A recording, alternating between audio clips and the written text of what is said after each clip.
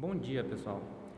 Na aula anterior, no módulo 77, a gente viu a definição do conceito de corrente elétrica, tá? Vimos que ela se dá pelo movimento ordenado de portadores de cargas elétricas. Quando a gente tem um corpo sólido, os responsáveis por transportar a corrente elétrica serão os elétrons. Já nos fluidos, que são os líquidos e os gases, além dos elétrons, íons também serão responsáveis por transportar a corrente elétrica, tá? Agora, a ideia no módulo 78 é a gente aprender a calcular a intensidade de corrente elétrica, tá? Então imagina o seguinte, imagina que tu tem um fio condutor que está sujeito a uma diferença de potencial nas suas extremidades. Dessa maneira eu consigo gerar ali dentro um campo elétrico que faz com que os elétrons se movimentem no sentido contrário a esse campo. Portanto, esse movimento ordenado de elétrons é que vai configurar o transporte da minha corrente elétrica, ok? Então pensa que tu pegou um pedaço desse fio, está aparecendo em tua telinha, e aí tu chegou numa seção transversal desse fio e começou a olhar num determinado ponto, tá? Esse ponto que está aparecendo aí para ti. E aí tu começou a contar a quantidade de cargas, a quantidade de portadores de carga que atravessa aquela região num determinado intervalo de tempo. No momento que tu está fazendo isso, tu está calculando uma intensidade média da corrente elétrica. Então, matematicamente, olha aí do lado, intensidade de corrente elétrica, tá? Será dada pela razão entre quantidade de carga elétrica por intervalo de tempo, tá ok? Olha, só que essa intensidade de corrente ela é uma intensidade média, tá? Porque tu lembra, os elétrons eles não estão se movimentando todos bonitinho no mesmo sentido em fila indiana. Lembra que eu te falei isso na aula anterior? Tá? É um movimento parcialmente ordenado de alguns elétrons num determinado sentido, tá? Infelizmente a gente não costuma falar isso aqui para vocês no ensino médio, só que eu já estou falando isso para vocês não carregarem essa informação um pouco equivocada, tá bom? Porque é um movimento organizado, um movimento bonitinho de elétrons, é parcialmente ordenado, tá ok? Então olha lá para a nossa equação, intensidade de corrente será dada pela quantidade de carga por intervalo de tempo. Como a carga em unidade pelo sistema internacional é o coulomb e o tempo é o segundo, coulomb por segundo me dará uma nova unidade, que será o ampere, que a gente vai representar pela letra maiúscula A, tá ok? Que é a inicial da unidade. Tranquilo? Olha, se a corrente elétrica tem intensidade igual a 1 ampere, isso significa que passam por um ponto do condutor 6,25 vezes 10 a 18 elétrons. Então, observa, é muito difícil tu olhar num ponto, é claro que a gente está fazendo uma situação hipotética, né? Tu olhar para um ponto do fio e começar a contar os portadores de carga, os portadores de elétrons. A gente sabe que isso não é possível, mas a gente está supondo isso, tá? Mas seria muito difícil tu olhar para aquele determinado ponto e ver essa quantidade extraordinária de elétrons atravessando ali, para gerar essa corrente elétrica de apenas 1 ampere. Cara, 1 ampere parece um valor pequeno, mas seria uma intensidade de corrente muito, muito alta, tá? Observa a quantidade de portadores de cargas, a quantidade de elétrons que estaria atravessando aquela região, tá? Apesar de parecer um valor pequeno, para a corrente elétrica é um valor muito alto, tá?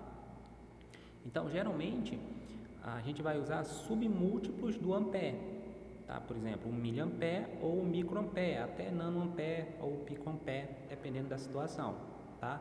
Então, é só tu lembrar que 1 miliampere equivale a 10 a menos 3 ampere, é 1 milésimo do ampere, né?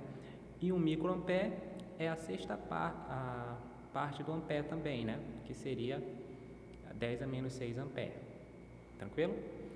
Outra coisa, como eu falei, deixa eu só voltar aqui, ó. Intensidade de corrente é igual a quantidade de carga, olha aqui para a telinha, ó, por intervalo de tempo.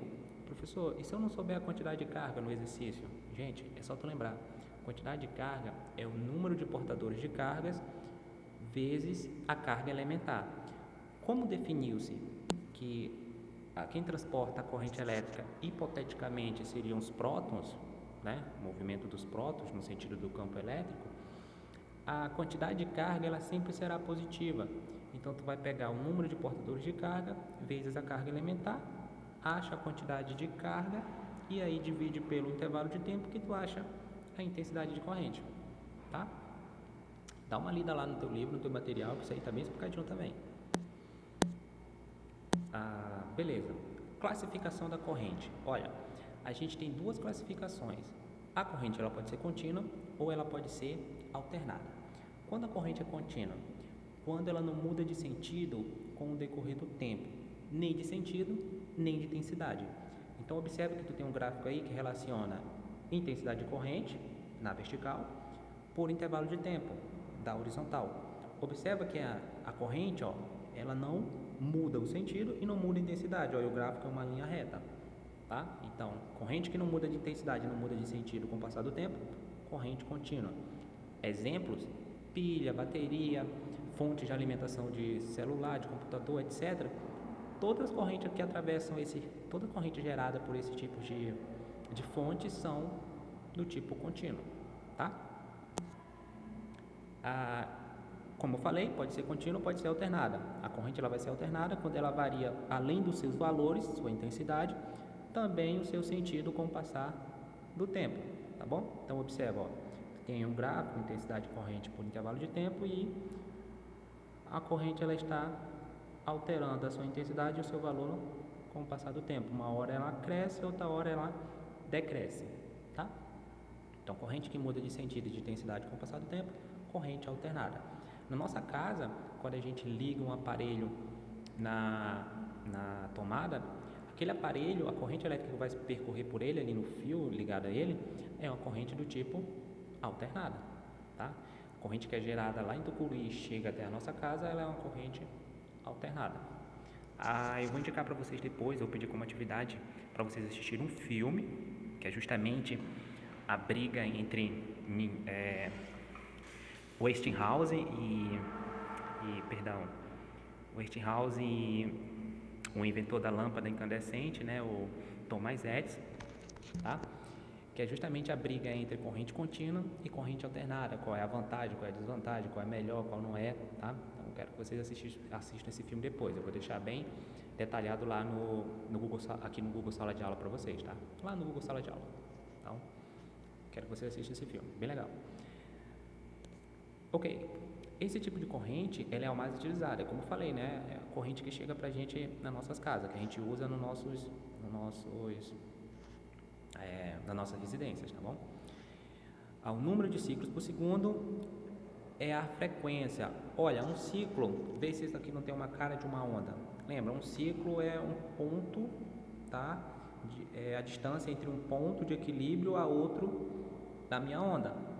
Lembra? Ok? Então, eu tenho aqui um ciclo. Lembra que frequência a gente mede em hertz, né? Pois é, na nossa casa, a frequência da corrente elétrica que chega pra gente, ela é na faixa de 60 hertz, tá ok? Só por curiosidade aí. Outra coisa importante é os gráficos. Olha, geralmente nos exercícios vai aparecer um gráfico para ti, que te vai fornecer a intensidade de corrente por intervalo de tempo e vai te pedir para tu calcular a quantidade de carga. É muito simples. Sempre que aparecer um gráfico com essa cara para ti, é só tu calcular a área que aparece abaixo da linha aqui do teu gráfico, essa linha, tá? Que está cortando aqui o teu gráfico. Então, essa área abaixo entre a linha e o eixo do tempo, ela é sempre numericamente igual à quantidade de carga. Então, tu encontrou o valor dessa área, aquele valor numérico equivale ao mesmo valor da quantidade de carga. Aí só vai mudar a unidade, né? Que a quantidade de carga é em coulomb e área é em metros quadrados. Tá bom?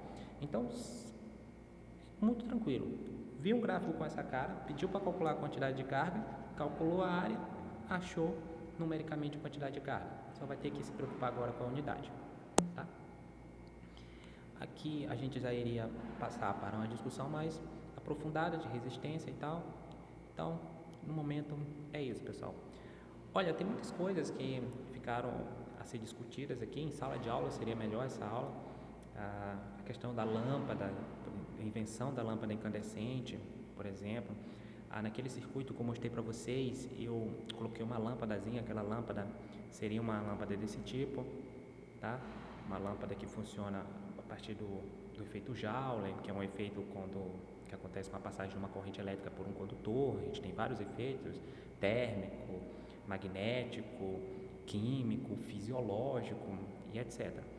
Mas o cerne, o importante é isso que eu discuti com vocês nesses 2 vídeos, tá? Nessas 2 aulas. Esse assunto, ele é muito, muito importante, pessoal, porque essa parte de eletricidade, ela é a parte que mais cai no Enem, tá? Na verdade, vai cair muita parte dentro da parte de circuitos, mas para tu entender circuitos, tu vai ter que entender essa parte, tá?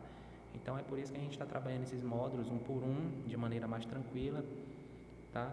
Então façam os exercícios, que eu vou deixar lá para vocês, e qualquer dúvida, já sabe, compartilhe. Abraço.